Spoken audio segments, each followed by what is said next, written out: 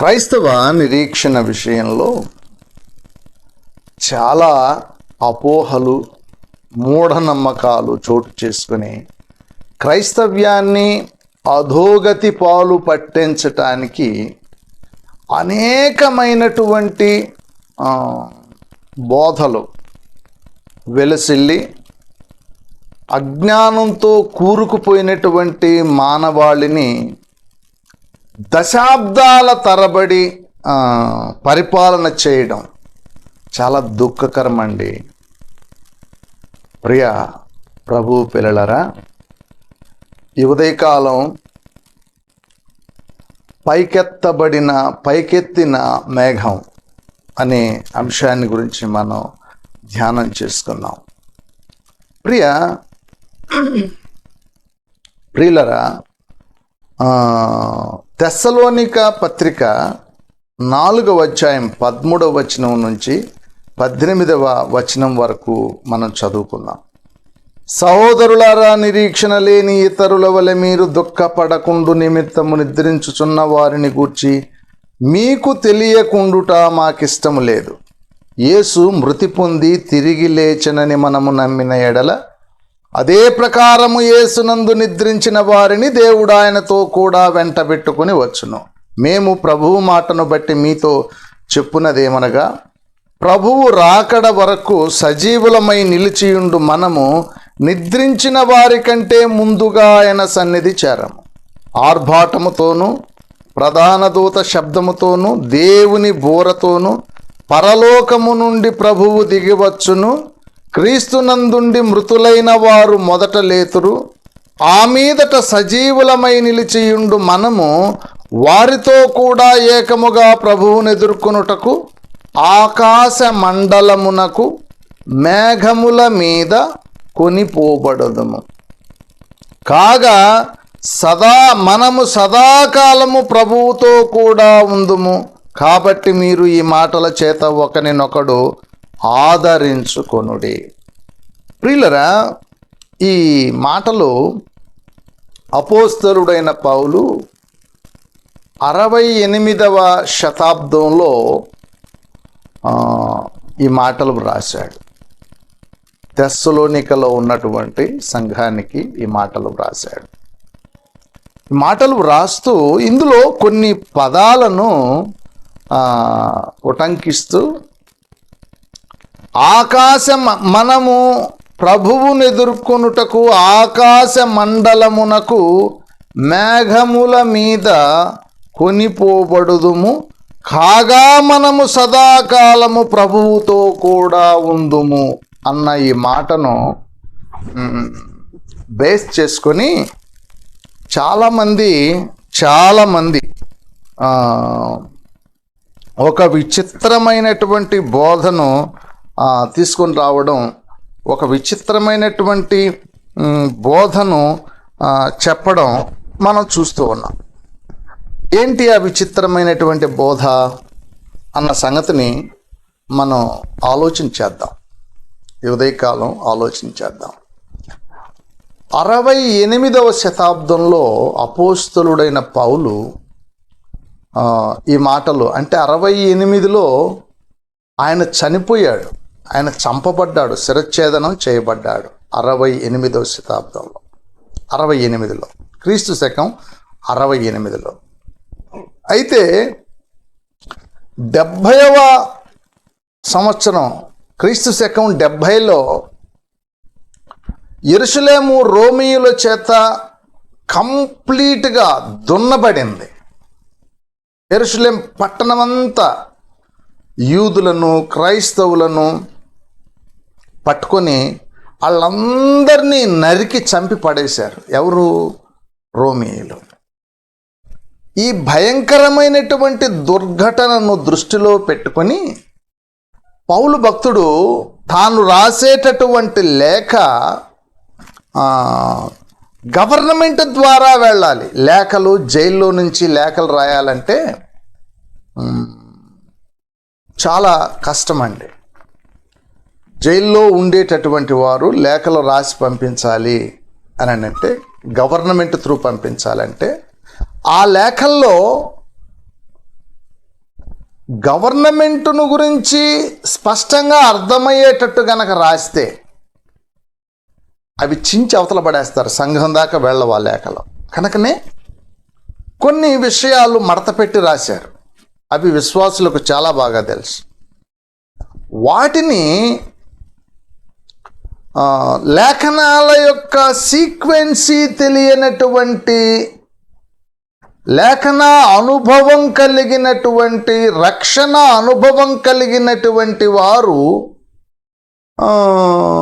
చక్కగా అర్థం చేసుకుంటారు. ఎందుకంటే వాళ్ళకు మొదటి నుంచి బైబిల్ మీద, లేఖనాల మీద, యేసుక్రీస్తు మీద, ప్రవక్తల మీద ఒక సీక్వెన్సీ తెలుసు. వాళ్ళు చక్కగా అర్థం చేసుకుంటారు. కానీ మధ్యలో బైబిల్ అంటే ఏంటో తెలియకుండా అద్భుతాల మీద, స్వస్థతల మీద ఫౌండేషన్ వేసుకొని క్షణిక కాలంలో డబ్బులు బాగా పోగు చేసుకొని గొప్పోళ్ళు కావాలన్న దురుద్దేశం చేత గారడీ సీమోనులాగా క్రిస్టియానిటీలోకి జ్వరబడిన కొంతమంది ఈ లేఖనాలను ట్విస్ట్ చేసేసారు. ప్రజలను గుంపుగా కూడుచుకోవడానికి, ప్రజల చేత గొప్పవారని పేరు ప్రఖ్యాతలు తెచ్చుకోవటానికి పరిశుద్ధ లేఖనాలను ట్విస్ట్ చేసి సమాజంలోనికి చొప్పించారు. ఆ సమాజంలో చొప్పించినటువంటి ఆ తప్పుడు భావాలు నేటికి అనేక పేరు మోసిన సంఘాల్లో కూడా వాటిని అనుసరించి నడవటం, కన్ఫ్యూజ్ కావటం, సంఘాలు చెడిపోవటం, ఏది తప్పో ఏది రైటో తెలియక వాటిని పరిశీలించి చదువుకోలేక, ఒకవేళ చదివి అర్థమైన ధైర్యంగా ఆ విషయాలు ప్రజలకు చెబితే ప్రజలు ఎక్కడ రిజెక్ట్ చేసి చర్చికి రాకుండా పోతారో, చందాలు ఆగిపోతాయో అన్న దురుద్దేశం చేత, భయం చేత విషయాలను చెప్పకుండా మరుగున వేసేసి అలాగా ఏవో కళ్ళబొల్లి ప్రసంగాలు చెప్పుకుంటూ సంఘాలను నడిపించుకుంటూ పోయేటటువంటి విధానం ఆ నేటి క్రిస్టియానిటీలో ఎక్కువగా మనం చూడగలుగుతూ ఉన్నాం. ప్రియ దేవుని ప్రియులారా, ఈ మాటలు జ్ఞాపకం చేసుకున్నాం. పౌలు భక్తుడు దేని గురించి అన్నాడు అని అంటే, మనము మేఘాల పైన సజీవులుగా ఉండు మనము వారితో కూడా ఏకముగా ప్రభువును ఎదుర్కొనుటకు ఆకాశ మండలమునకు మేఘముల మీద కొనిపోబడదుము, కాగా మనము సదాకాలము ప్రభువుతో కూడా ఉందుము. మేఘాల మీద కొనిపోబడతాము, కాగా సదాకాలం మనం అక్కడే ఉంటాం. ఒకవేళ చాలా విషయాలు ఉన్నాయి దీంట్లో. మనం మేఘాల పైన పైకి వెళ్ళిపోతాం. పైకి వెళ్ళిపోయినటువంటి మనము సదాకాలం ప్రభువుతో కూడా ఉంటాము అంటే దాని అర్థం ఏంటి? 7 ఏళ్ళు ఆడుండి మళ్ళా షిఫ్ట్ అయ్యి భూమి మీదకి వచ్చి మళ్ళా 1000 సంవత్సరాలు ఉండి మళ్ళా పరలోకానికి, 1000 సంవత్సరాల తర్వాత మళ్ళా పరలోకానికి వెళ్ళిపోతాం. అంటే ఇదేందో ఒక ఫిక్షన్ సినిమా ఉన్నట్టుంది కదా. అలా చేస్తాడా? కింద నుంచి పైకి 7 ఏళ్ళకి ఆడకెళ్ళిపోయాడు. కింద శ్రమలు, 7 ఏళ్ళు శ్రమలు. ఈ 7 ఏళ్ళు శ్రమల్లో అడుగుడు కార్లు పెట్టుకొని ముద్ర వేయడానికి వస్తాడు. ఆడు ముద్ర వేసేస్తాడు ఇక్కడ ఉండే వాళ్ళకి అందరికీ కదా. ఆ ముద్ర వేయించుకున్న వాళ్ళందరూ కూడా ఈ భూమి మీద RFID చిప్ పట్టుకొని, RFID చిప్ లోపల వేసుకొని, కొంతమంది ప్రబుద్ధులు చెప్తున్నారు RFID చిప్ వేసుకొని అది సైతాను ముద్ర అంట. అది వేసుకొని ఈ భూమి మీద హ్యాపీగా 7 ఏళ్ళు ఉంటారంట. వాడు సైతాన్ అంట. ఈ 7 ఏళ్ళు పైకి పోయిన వాళ్ళు మళ్ళా కిందికి వస్తారు. మళ్ళా కిందికి వచ్చి ఆడ మళ్ళీ డిష్యూమ్ ఫైట్ ఉంటుంది అనమాట. ఈ ఫైట్ అయిపోయిన తర్వాత 1000 సంవత్సరాలు ఈ భూమి మీద ఉండడం. ఆ 1000 ఏళ్ళు గడిచిన తర్వాత మళ్ళా సైతాన్ కూడా వస్తాడు కూరలు వేసుకొని మళ్ళీ బాగా భూమి మీద మళ్ళీ ఫైటింగ్ డిష్యూమ్. మళ్ళా ఫైటింగ్ జరిగిన తర్వాత మళ్ళీ అందరూ కలిసి ఈ భూమి ఆకాశం మొత్తం పంచభూతాలన్నీ కూడా, నేను చదువుకున్నాను కదా, పంచభూతాలు అంటే కట్టుకునే పంచ కాదండి, పంచ అంటే 5. మన మట్ట వేదాంత పండితులు చెప్పిన సంగతులే, నేనేం విచిత్రమైన విషయాలు చెప్పడంలే. పంచభూతములు అంటే కట్టుకునే పంచ, దానికి ఒక భూతాన్ని చుట్టి చెప్పినా ఆశ్చర్యపోనక్కర్లేదు. సారీ, ఎంత దుర్బోధలు వచ్చాయండి. ఈ పంచభూతములు మిక్కుటమైన మహామేంద్రముతో గతించిపోతాయి. అంటే భూమి, ఆకాశము, నీరు, గాలి, స్పేస్ అంతా కూడా పళ్ళున పగిలిపోతాయి అని ప్రజలకు నూరిపోసి వాళ్ళ మనసుల్లో సినిమా ఫిక్షన్స్ పెట్టేశారు. Cinema fictions. అరే బాబు, బైబుల్ చదవండర్రా నాయన, పరిశుద్ధ గ్రంథం చదవండి అని ఎంత చెప్పినా వాటిని వినడం వల్ల సినిమాలు మాత్రం బాగా చూస్తారు. ఇవన్నీ సినిమాల్లో సాధ్యం అండి, బైబిల్లో సాధ్యం కాదు. పైకి సర్రని ఎగిరిపోవడం. అదేమిటనంటే పాత నిబంధన గ్రంథంలో ఉంది కదా, ఏలియా ఎగిరిపోయాడు కదా అగ్ని రథాల మీద, అగ్ని గుర్రాలు వచ్చి పైకి వెళ్ళిపోయాడు కదా అని అంటారు. హనోకు నడుస్తూ దేవునితో కూడా అలాగే పరలోకానికి ఎక్కిపోయాడు కదా అని చెప్పుకొస్తారు. హనోకు ఎక్కడికి వెళ్ళాడు? నడుస్తూ దేవునితో నడుస్తూ వెళ్ళిపోయాడు. నడుస్తూ పిల్లలను కనేను అని ఉంది. దాన్ని ఎట్ట చెప్తావు? హనోకు దేవునితో నడుచుచు ఆయన కుమారులను కుమార్తెలను కనేను అని ఉంది. అంటే ఆయన భార్య కనిందా, ఆయనే కన్నాడా? అంటే కనుక్కుంటా పోయినాడా దేవుని దోవెంబిట? ఏం మాట్లాడతారండి? దేవునితో కూడా నడిచాడు అని అంటే నువ్వు దేవునితో పాటు నేను నడవడం లేదా, నువ్వు నడవడం లేదా దేవునితో? ఏలియా అగ్ని రథాల చేత, అగ్ని గుర్రాల చేత ఆకాశమునకు పరలోకమునకు ఆరోహణమాయను అని రాయబడింది కదా. అలాగే మనం ఎగిరిపోతాం. సరే, మనం ఎగిరిపోతాం, ఓకే. గుర్రాలు రథాలు కూడా పోతాయా పరలోకానికి? ఏమన్నా కొంచెమన్నా ఆలోచన ఉందా? ఏంటి, దేనికి రాశాడు అవి, ఎలా రాశాడు అవి, ఎందుకు రాశాడు అవి? ఆలోచనే దక్కర్లేదు. గుర్రాలు రథాలు అంటే గుర్రాలు పరలోకంలో ఉంటాయన్నమాట, అంతే కదండి. అంటే చనిపోయి గుర్రము ఆత్మరూపమైనటువంటి గుర్రం పరలోకం వద్ద, ఓకే, అదంటే ప్రాణి అనుకుందాం.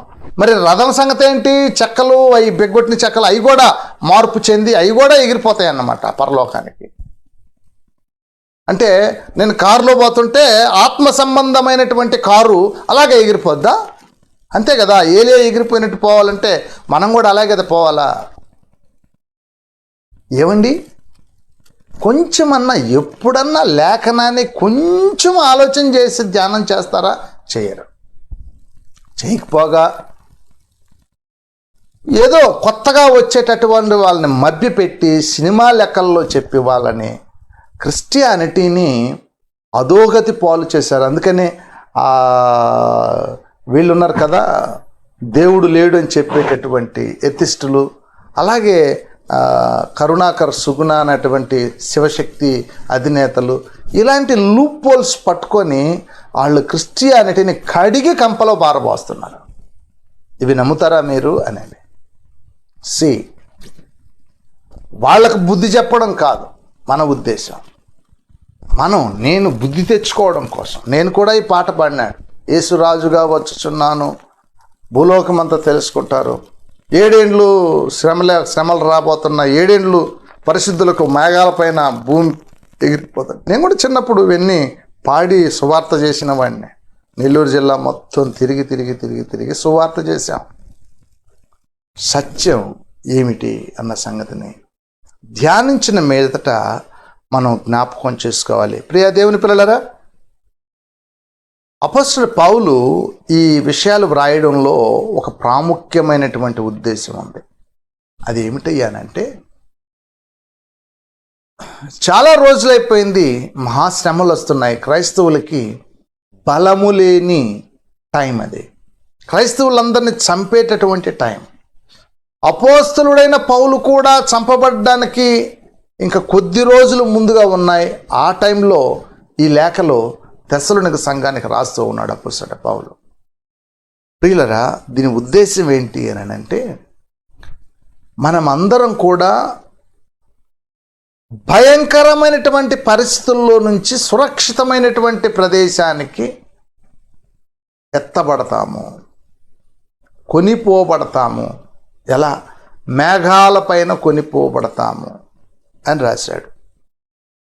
చూడండి, హెబ్రీయుల పత్రిక 12వ అధ్యాయం 1 నుంచి 2 వచనాలు చదువుదాం. అపోస్తలుడు పౌలు హెబ్రీయులకు రాసినటువంటి పత్రిక మొదటి నుంచి 2 వచనాలు.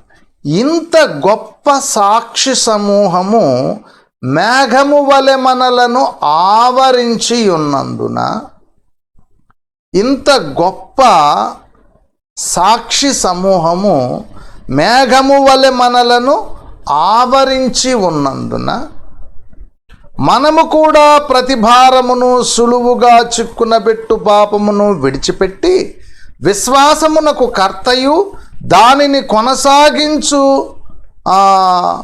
వాడునైన యేసు వైపు చూచుచు మన ఎదుట ఉంచబడిన పరుగు పందెములో ఓపికతో పరిగెత్తుదాము అని అంటాడు. అంటే మనము ఇంత గొప్ప సాక్షి సమూహము మేఘము వలె మనలను ఆవరించి ఉన్నందున, అంటే ఆల్రెడీ మేఘాలలో ఉండిన అనుభవాన్ని చెప్పుకొస్తున్నాడు పౌలు. ఆల్రెడీ మేఘాల్లో ఉన్నాడు, మేఘాలు ఆవరించున్నాయి, మేఘాల మధ్య మనం ఉన్నాం. ఇంత గొప్ప సాక్షి సమూహము ఎవరు అనంటే, ముందు అధ్యాయంలో 11వ అధ్యాయంలో విశ్వాసుల యొక్క జాబితా ఎక్స్ప్లెయిన్ చేస్తాడు. 11వ అధ్యాయంలో విశ్వాసుల యొక్క జాబితాను ఎక్స్ప్లెయిన్ చేస్తూ, ఈ విశ్వాస వీరులందరూ కూడా ఎన్ని కష్టాలు అనుభవించారు, ఎన్ని శ్రమలు అనుభవించారు, ఎన్ని ప్రమాదాలు తప్పించుకున్నారు, వాళ్ళ పాఠాలు వారిని గురించి మనం చదివినప్పుడు మన ఆధ్యాత్మిక మనోనేత్రాలు వెలిగింపబడవా? ఎంతమంది చంపబడ్డారు, ఎంతమంది భయానకరమైనటువంటి శ్రమలు ఏ విధంగా పడ్డారు, ఇవన్నీ చదువుకుంటూ ఈ రోజున ప్రభువుతో పట్టబడినటువంటి వారమై గట్టిగా ఉన్నాం కదా. ఇప్పుడు ఎలా తప్పించుకుంటాననుకుంటున్నావు నువ్వు? నీ చుట్టూ ఒక పెద్ద మేఘమే ఆవరించి ఉంది. ఇక మీదట నువ్వు తప్పించుకోవాలన్నా తప్పించుకోవడానికి వీలు పడనటువంటి పరిస్థితుల్లో, నువ్వు పడిపోయినా నిన్ను పట్టుకొని లేవనెత్తేయడానికి, నువ్వు పడిపోవడానికి వీలు పడనంతగా మేఘం నిన్ను ఆవరించి ఉందే.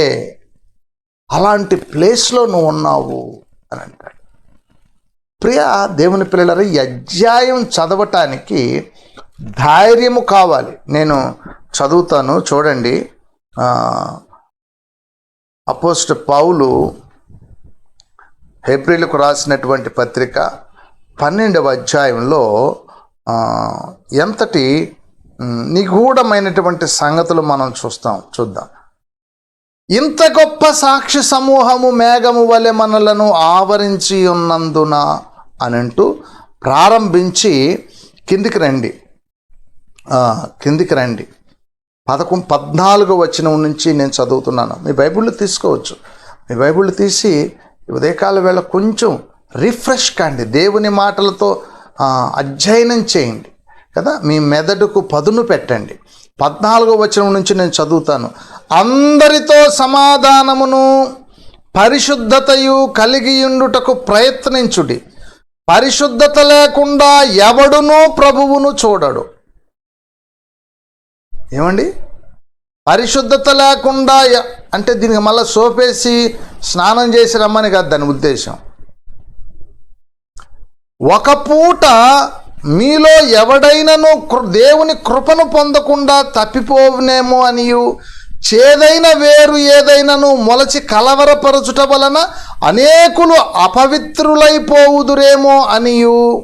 16వ వచనం. ఒక పూట కూటి కొరకు తన జ్యేష్ఠత్వపు హక్కును అమ్మివేసిన ఏశావు వంటి భ్రష్టుడైనను వ్యభిచారి అయినను ఉండునేమో అనియు జాగ్రత్తగా చూసుకొనుడే. ఒక పూట కూటి కొరకు జ్యేష్ఠత్వపు హక్కునే అమ్మివేశాడట. ఎవరు? కిందికి మళ్ళీ చదువుతానండి, ఇవి స్టడీ చేసుకుంటూ వెళదాం. చాలా ముఖ్యమైన విషయాలు ఇంకా ముందున్నాయి. అంటే మిమ్మల్ని, మీ మనస్సులను ప్రేరేపించటానికి లేఖనాలన్నీ తీస్తూ ఉన్నాం. జాగ్రత్తగా చదవాలి, ధ్యానించాలి. ఉపదేశం నేను ఎలాగ ఉపదేశిస్తున్నాను, ఏ ఉద్దేశంతో ఉపదేశిస్తున్నాను అనే అంతర్భావాన్ని గ్రహించాలి. ఒకవేళ గ్రహిస్తే మీరు టెక్స్ట్ పెట్టండి, మీకు అర్థమైతే టెక్స్ట్ పెట్టవచ్చు. ఏసావట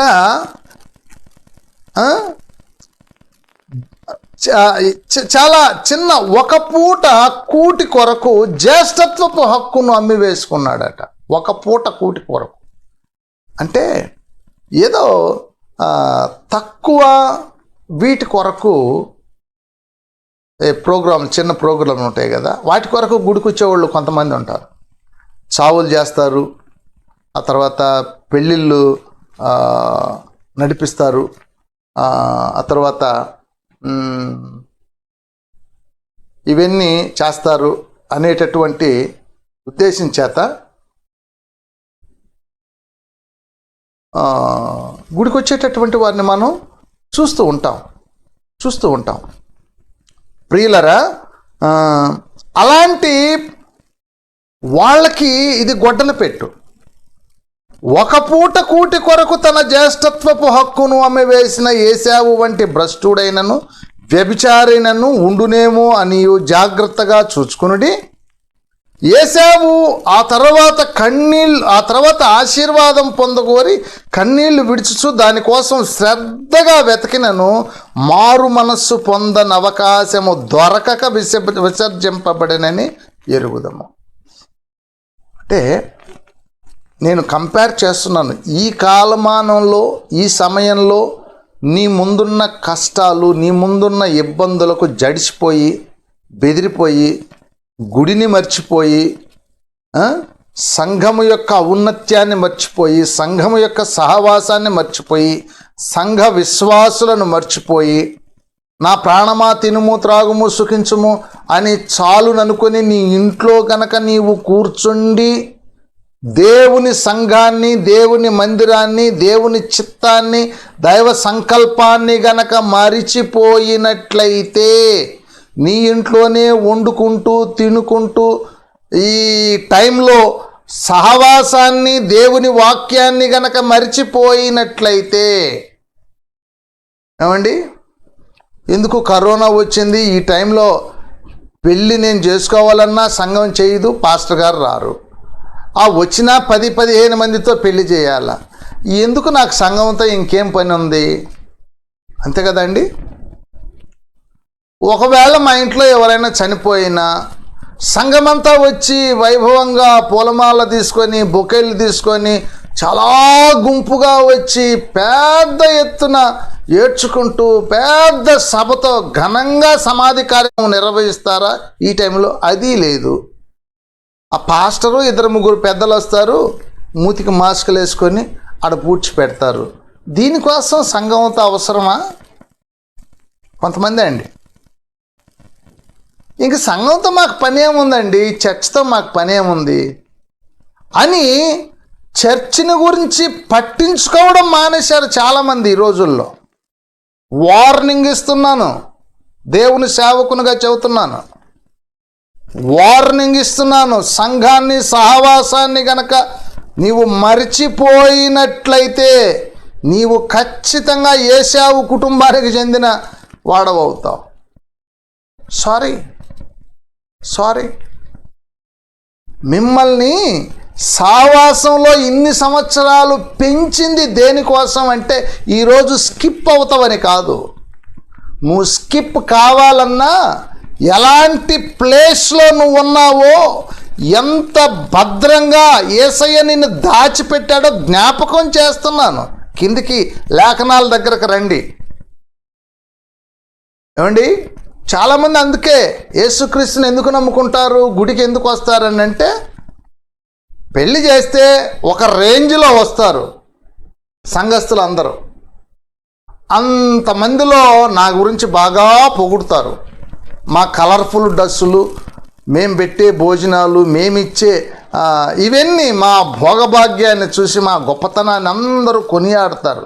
పెద్ద సంఘం ఉండాల, నేను వెళ్ళే సంఘం చాలా పెద్దదై ఉండాల, కనీసం ఒక 50 కార్లన్నా వస్తే ఆ ఘనత నాకు, నా శాలరీకి తగినట్లుగా, నాకు 2 లక్షల రూపాయల శాలరీ వస్తుంది కదా, నా హుందాతనం తెలియాలంటే అంతమందికి కార్డులు కొట్టించాలి, అంతమంది జనం రావాలి.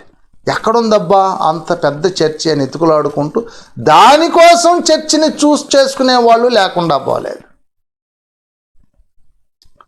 ప్రియ ప్రభువు పిల్లలారా, నీ ఫంక్షన్స్, నీ ప్రోగ్రామ్స్ చేయడానికి కాదు జీవం కలిగిన దేవుని సంఘం ఉండేది. ఇంకెందుకో లేఖనాలు చెబుతూ ఉన్నాయి చూడండి. ఇంత పెద్ద సాక్షి సమూహము మేఘము వలె నిన్ను ఆవరించి ఉన్నందున నీ ఒక క్రైస్తవుడివిగా గుర్తింపబడ్డావు. ఎంతమందిలో? ఈ సమాజం అంతటిలో. వీళ్ళందరూ నిన్ను క్రైస్తవుడు అని అంటున్నారు. వీళ్ళందరి మధ్య నీవు క్రైస్తవుడవు కాదు అని అనిపించుకోవడానికి నీకు ధైర్యం ఉందా? అలాంటి పనులు నువ్వు చేయగలవా? ఇప్పుడు చేయాలనుకున్న అవకాశం వచ్చినా నెవర్. కారణం ఏంటి? నీ చుట్టూ క్రైస్తవ సమాజం 1000 లక్షల కళ్ళు చూస్తూ ఉన్నాయి నీ వైపు.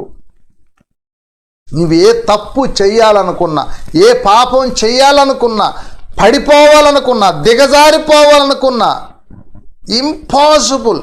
ఇంక నీ చేత కాదు. అంతగా నీవు బంధింపబడ్డావు. ఇంకా ఆ కిందికి వస్తాం చూడండి. ఇంకా కిందికి వస్తాం చూడండి.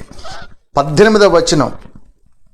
స్పృశించి తెలుసుకొనదగినట్టియు మండుచున్నట్టయు కొండకును అగ్నికిని కారు మేఘమునకును గాఢాంధకారమునకును తుఫానుకును బూరధ్వనికిని మాటల ధ్వనికిని మీరు వచ్చి ఉండలేదు. కొంచెం తల ఆలోచించేయండి, కొంచెం ఆలోచించేయండి. హెబ్రీయులకు రాస్తూ, ఓ ప్రజలారా, హెబ్రీయులారా, మీరు ఒక ప్లేస్కి వచ్చారు. ఆ ప్లేస్కి వచ్చినటువంటి విధానం ఎలాంటిది అని అంటే, స్పృశించి తెలుసుకొనదగినట్టు మండుచున్నట్టు కొండకును అగ్నికిని కారు మేఘమునకును గాఢాంధకారమునకును తుఫానుకును బూరధ్వనికిని మాటల ధ్వనికిని మీరు వచ్చి ఉండలేదు. ఒక బూరధ్వని, బూ అని పెద్ద శబ్దం వస్తే ఏం జరుగుతుంది అక్కడ అని వచ్చారు. ఆ కాలంలో మేఘం వచ్చింది. ఆ మేఘం వచ్చినప్పుడు ఆ మేఘం కిందికి వచ్చేసారు వాళ్ళు. అలాగ రాలేదు ఇప్పుడు. అలాంటి మేఘం కాదు ఆ కాలంలో అది వచ్చింది. ఇప్పుడు ఎక్కడికి వచ్చారు మీరు? ఒక జంతువైనను ఆ కొండను తాకిన ఎడల రాళ్లతో కొట్టబడవలెనని ఆజ్ఞాపించిన మాటకు వారు తాళలేక ఆ ధ్వని వినిన వారందరూ మరి ఏ మాటయు తమతో చెప్పవలదని బతిమాలుకునిరి. ఆ దర్శనమెంతో భయంకరముగా ఉన్నందున మోషే మిక్కిలి భయపడి వణుకుచున్నానెను. ఇప్పుడైతే 22వ వచనం కాన్సన్ట్రేట్ చేయండి. బైబిల్ మేధావులారా, బైబిల్ పండితులారా, చేతనైతే మాటలు చెప్పండి సంఘానికి కదా. 22వ వచనం, హెబ్రీ పత్రిక 12వ అధ్యాయము 22వ వచనం నుంచి వ్యాఖ్యానం చేయండి.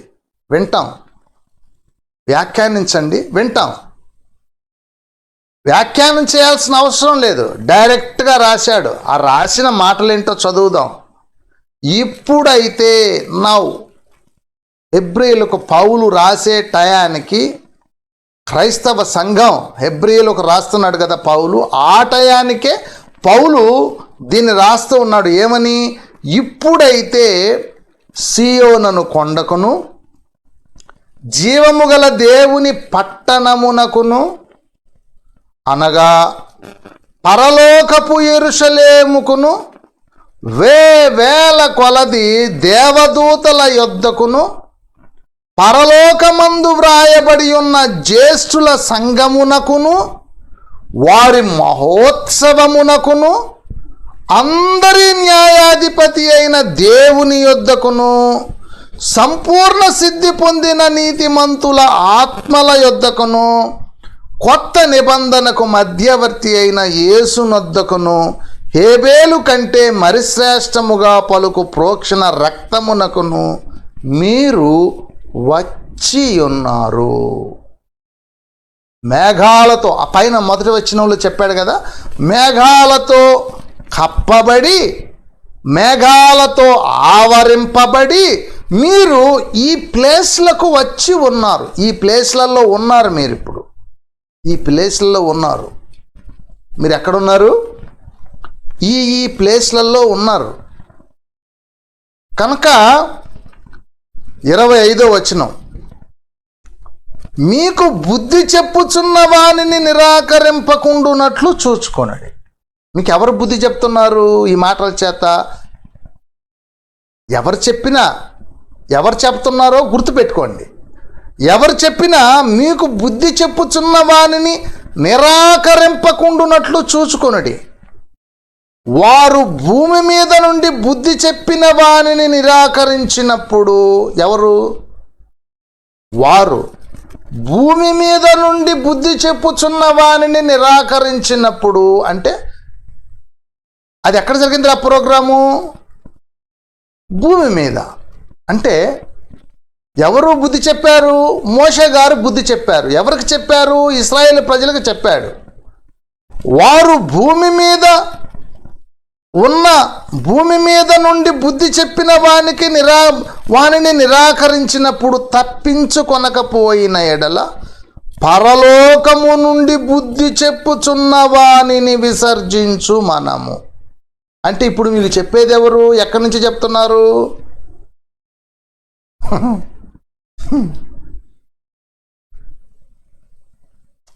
నా మాటలు కాదండి, బైబిల్ చెప్తున్న మాటలు వినండి. నా మాటలు పట్టించుకోవద్దండి. బైబిల్ చెబుతున్న మీకెవరు చెప్తున్నారో వాళ్ళు ఎక్కడి నుంచి చెప్తున్నారంటే పరలోకము నుండి. అంటే నీకు పరలోకం అంటే ఏందన్నా ఒక అవగాహన వచ్చిందా? మేఘాలపైన ఎత్తబడడం అంటే ఏదైనా అర్థమైందా? జీవం కలిగిన దేవుని సంఘం ఇప్పుడు ఎక్కడ ఉంది అనేది ఏమన్నా అర్థమవుతుందా? ఈ లేఖనాల ద్వారా ఎప్పుడూ అర్థం చేసుకున్నామండి. ఎప్పుడూ అర్థమై ఏం చెయ్యాలో పాలు పోక కనపడిన ప్రతి ఒక్కడికి చెప్పుకుంటూ వస్తున్నాం, బుద్ధి చెప్తున్నాం. లేఖనాలు చదవండర్రా బాబు, ఇవి చాలా భయంకరంగా ఉంటాయి, వీటిని అర్థం చేసుకోవడం అసాధ్యమైన సంగతి అని. కనుక మీకు బుద్ధి చెప్పుచున్న వారిని విసర్జించు మనము తప్పించుకొనకపోవటం మరి నిశ్చయము కదా. పరలోకం నుంచి చెప్పుతున్న వారిని తృణీకరిస్తే ఇంకా తప్పించుకోలేము. అక్కడనే తప్పించుకోలేకపోయారు, మోషే దగ్గరనే తప్పించుకోలేకపోయారు. అది భూమి అంట. మరి ఇప్పుడు బుద్ధి చెప్పుచున్నవాడు ఎక్కడి నుంచి చెప్తున్నాడు? పరలోకం నుంచి చెప్తున్నాడు. అంటే వీళ్ళు ఎక్కడున్నారు? పరలోకంలో ఉన్నారు, జ్యేష్ఠుల సంఘం దగ్గర ఉన్నారు, యేసుక్రీస్తు దగ్గర ఉన్నారు. ఒక శ్రేష్టమైన ప్రదేశానికి వచ్చేసారు ఆల్రెడీ. ఎలా వచ్చారు? మేఘముచే ఆవరింపబడి వచ్చేసారు. అక్కడ ఉన్నారు వీళ్ళంతా, ఇలాంటి ప్లేస్లో ఉన్నారు వీళ్ళు. వీళ్ళతో చెబుతున్నాడు. చెప్పేవాడెవడు? పరలోకం నుంచి బుద్ధి చెప్పేటటువంటి వ్యక్తి. కనుక 26వ వచనం, అప్పుడు ఆయన శబ్దము భూమిని చలింపచేసెను, కానీ ఇప్పుడు నేను ఇంకొక్కసారి భూమిని మాత్రమే కాక ఆకాశమును కూడా కంపింపచేతును అని మాట ఇచ్చి ఉన్నాడు. ఇంకొకసారి అను మాట చలింప చేయబడనివి నిలకడగా ఉండు నిమిత్తం. అంటే భూమి గుండ్రంగా ఉంది కదా, ఈ గుండ్రంగా ఉన్న భూమిపైన చిరస్థాయిగా శాశ్వతంగా ఉండేటివి కొన్ని ఉన్నాయి. అవి భూమికి అతుక్కొని ఉంటాయి. ఇప్పుడు నిన్నగాక మొన్న ఊరకలాగా వచ్చి పడ్డాయి ధూళి రేణువులు అవన్నీ. ఇప్పుడు ఈ భూమిని ఏం చేస్తాడు? అట్లా అంటాడు. అట్లా అన్నప్పుడు ఆ గాలికున్నవన్నీ కూడా ఎగిరిపోతాయంట. అంటే వెళ్ళిపోతాయి. ఇంకొకసారి అను మాట చలింపజేయబడనివి, అంటే ఏదన్నా అంటే ఎగిరిపోయేటివి ఉండవు, అవి వెళ్ళిపోతాయి. నువ్వు ఊదినా తోసినా ఇంకెక్కడికి పోవాయి, అవి శాశ్వతంగా అలాగే నిలబడి ఉంటాయి. అలాంటివి నిలకడగా ఉండు నిమిత్తము అవి సృష్టింపబడినవన్నట్టు చలింపజేయబడనివి బొత్తిగా తీసివేయబడునని అర్థమిచ్చుచున్నది. నిలకడగా ఉండు నిమిత్తము అవి సృష్టింపబడినవన్నట్టు చలింపజేయబడినవి బొత్తిగా తీసివేయబడనని అర్థమిచ్చుచున్నది. ప్రియదేవుని పిల్లలారా, ఏవైనా చెలించితే, ఏవైనా కదిలితే ఆ కదిలినవి ఇంకా ప్లేస్లో ఉండవు. ఆ కదిలిపోయినవి ఇంకా ప్లేస్లో ఉండవు. ఎంత తుఫాన్ వచ్చినా, ఎన్ని వరదలు వచ్చినా, ఎన్ని తెగుళ్ళు వచ్చినా, ఎన్ని భయంకరమైన పరిస్థితులు వచ్చినా స్టాండర్డ్గా నిలబడేటివి అవి దేవునివే. అవి ఎన్నొచ్చినా స్టాండర్డ్గా ఉంటాయి. కొంచెం శోధన వస్తానే, అమ్మో కరోనా వచ్చింది అంటే ఇంకా గుడికి లేదు, ఇంకా సావాసం లేదు, ఇంకా పాదర్ లేడు, చర్చి లేదు, సావాసం లేదు. అవసరమైతే అన్నిల్లో కలిసిపోతా, పర్వాలేదు.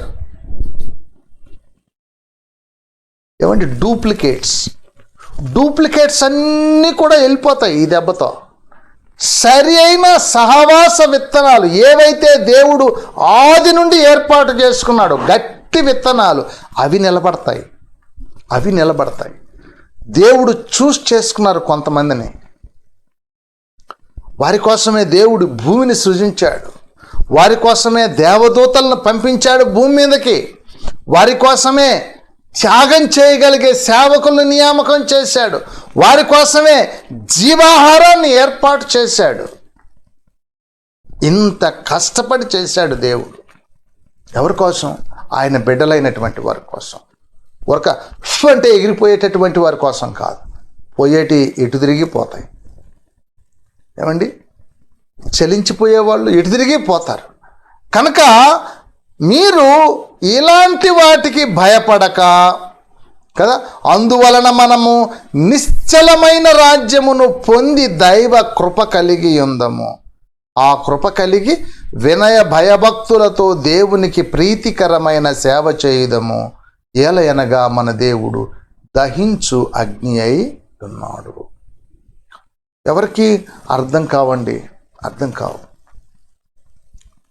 కదా. కూర్చుని బైబిల్ స్టడీలో కూర్చొని ఎత్తబడుట అంటే ఏంటి, పైకి ఎగిరిపోవడం అంటే ఏంటి, ఎన్నేండ్లు ఎగిరిపోవాలా, ఎన్నేండ్లు ఎక్కడుండాలా, ఎక్కడుంటారు వాళ్ళు, ఏం మీటింగ్ జరుగుతుంది, ఏం ఫుడ్ తింటారు, ఎప్పుడు వస్తారు, ఎలా వస్తారు, ఏం జరుగుతుంది, ఇవన్నీ బైబిల్లో చాలా స్పష్టంగా ఉన్నాయి. ఒక్కిటి పురాణాలు నమ్మి సినిమాలు చూసి చెడిపోయే వాళ్ళు చాలామంది ఉన్నారు.